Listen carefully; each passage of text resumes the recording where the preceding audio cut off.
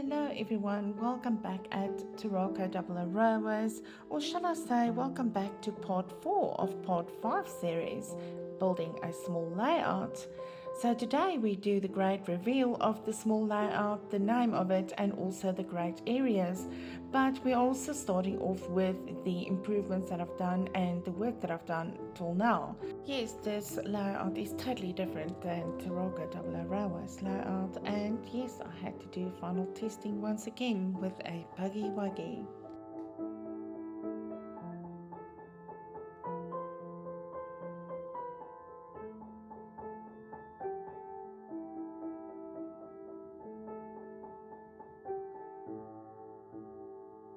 And then for the single bush and clumps bush effect, to give a larger bush effect on the layout, we can just glue that specific area before placing the olive bushes and the amount of bushes onto the glue, and make sure that it does take on the glue, and that way you're safe to secure it. Also the scatter and grass base mix.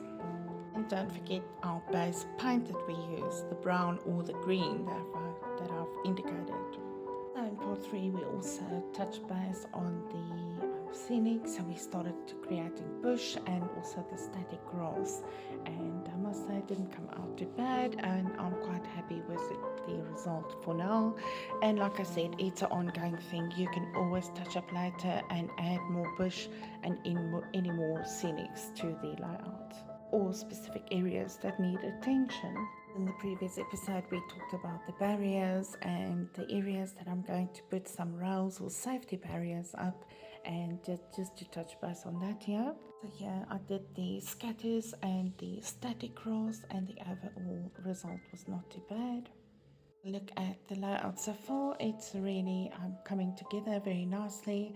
And yes, in this episode we will be handling the water scenics and the changes that I will make to the watercolor and the end effect, how that will come out. So starting off, we will start with the ballasting and then moving over to the water scenics, and yes, and then I'm going to explain each area in depth. So without further ado, let's jump into it. You can see here I started weathering the viaduct, and that is quite acceptable for me.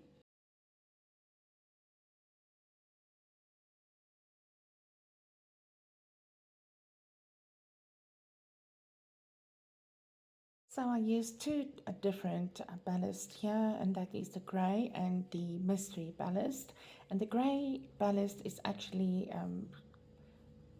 depicted on the layout on the siding on top, which is the new area that I've created, where there is a water supply as well as coal supply for locusts in trouble, but also the siding serves as a standover for locusts in waiting whilst the milk train is coming through or running late or anything situation like that. So it's good to brush off the grey ballast to the side and keep the mystery ballast to the other side. Applying ballast, you can do it your own way or you can do it my way, which I use the ballast creator, and if the ballast shaker cannot take the ballast for some reason, because sometimes the little ballast block the feeding way of that ballaster, and then you can do it manually like I decided to do. So then I just pour the ballast in the middle of the track, and then from there I use the brush and I just spread it evenly and clear out the brush with the brush, clear out the middle of the track and opening up those railway lines.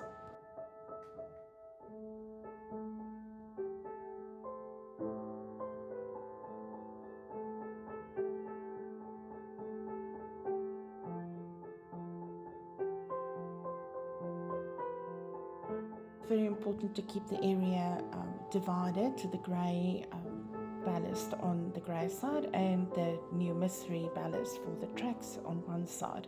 And then also keep in mind that I will not be ballasting the white turnout or the siding turnout, and for safety reasons and for the mechanism not to get stuck, I prefer prefer not to use ballast straight away. Over here I had to think out of the box and try to put up a barrier, and this is a temporary barrier that the railway division put up for this curve just for safety.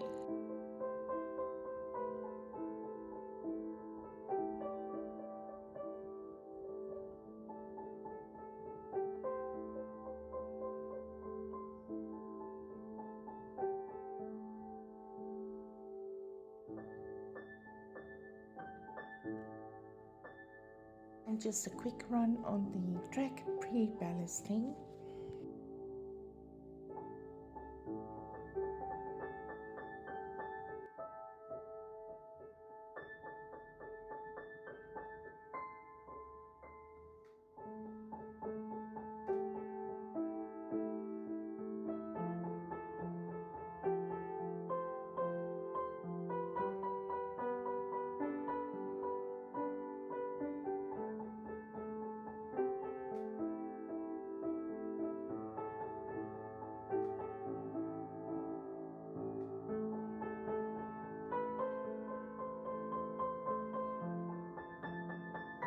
Coming back to the ballasting, obviously following the whole rail and just pouring out the ballast in the middle of the track, as you can see, and then just working it right through.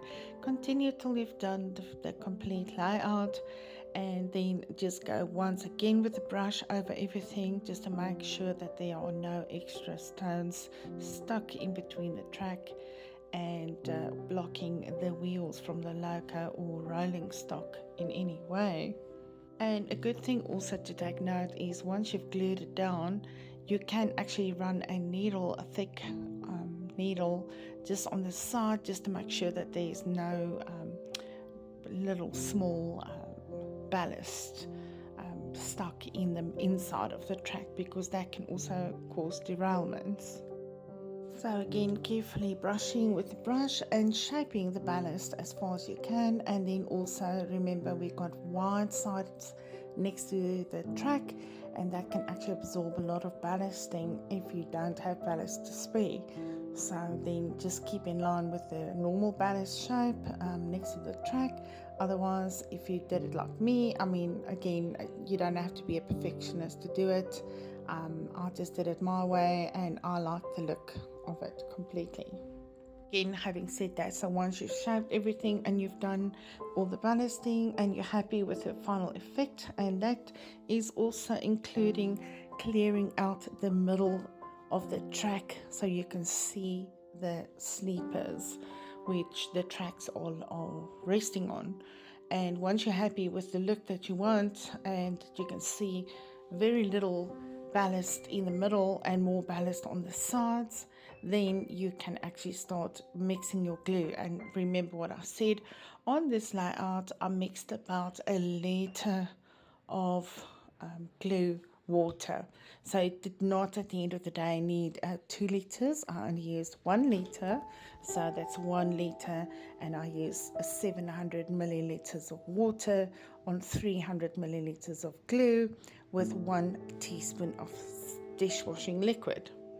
Also a good time to look at the leftover bushes of the olive bush pack of the Woodland Scenics. And yes, I got lots of bush clumps out of this bag. And yes, to sort out the bush, you just have to now look at areas where you can apply the glue and just place the bush, let it look naturally on the layout. And now, if you have some time to spare, it's maybe a good time to do the water scenics, and that is Realistic Water by Woodland Scenics, and let's check it out.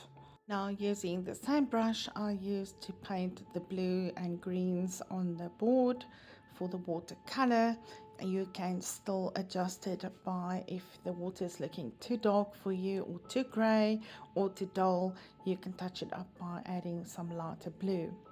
And this is exactly what I've done. And let's look at the bottle here, as you can see. And yes, you don't have to shake the bottle, just maybe once, just give it one shake like a one turn basically, just to make sure the glue is nice and runny, but it should be runny as per normal. It doesn't really thicken out unless it's been opened. But anyway, so what I do is I pour a little bit in a cap, and you can use the same cap as the bottle's cap, and then from there you can pour a little bit by section, and then just basically paint brush that onto the wave side, and the leftover water we're going to pour into the base section, and that will fill up the base section in water scenics. Then it doesn't matter if you've got a lot of the glue on the edge of the brush, you just put it down and basically build water bodies, small water bodies alongside the beach side. And the reason why we're doing this is because we don't want to lose the rough sea look, and so we're just giving it a shine of water, and the actual deep water in the bay will be the nice shiny one. When pouring in the bay, what I've done was I've done a little bit further away from the white paint I've done. The reason why is that it will give you the appearance of higher water coming into the shore, flowing onto the beach, and then the white is lower than the actual water you're going to be pouring. So a little bit on the edges, okay, and then starting pouring the water from where I stopped the rough seas. So that means not a lot at a time, little sections at a time, and wait for it to spread out and cover section by section, and they will meet up. I promise you, they will meet up. So even if you do the first section on the left hand side of the viaduct, underneath the viaduct, and do the right hand side underneath the viaduct, and then one small dab, pour a small dab in the middle, they will meet up. That way your water scenics, and it is expensive, will last longer. It will actually be enough then to cover the whole area. So let's see what the end result is and how it came out.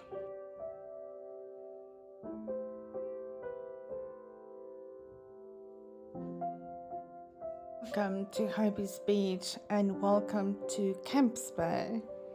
Welcome to Faraway Downs Farm, and welcome to CROWSPOINT, and welcome to the LIZZIES Farm, and finally welcome to BONEYARDS, all under the Castle of Lindenrud.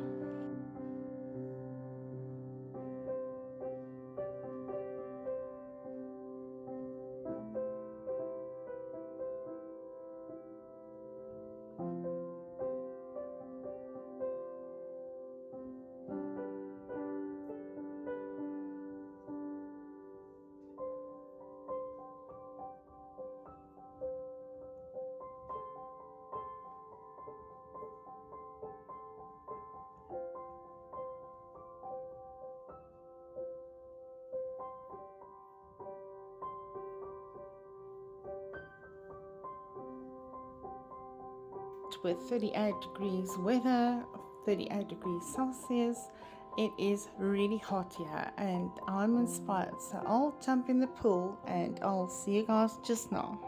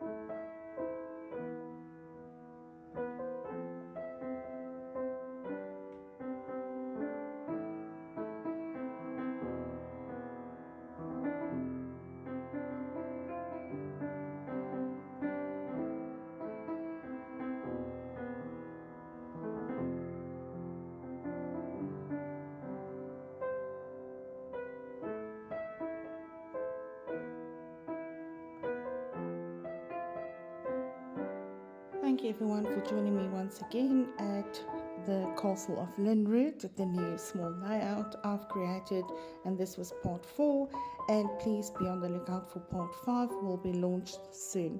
All my best, take care, regards Elizabeth.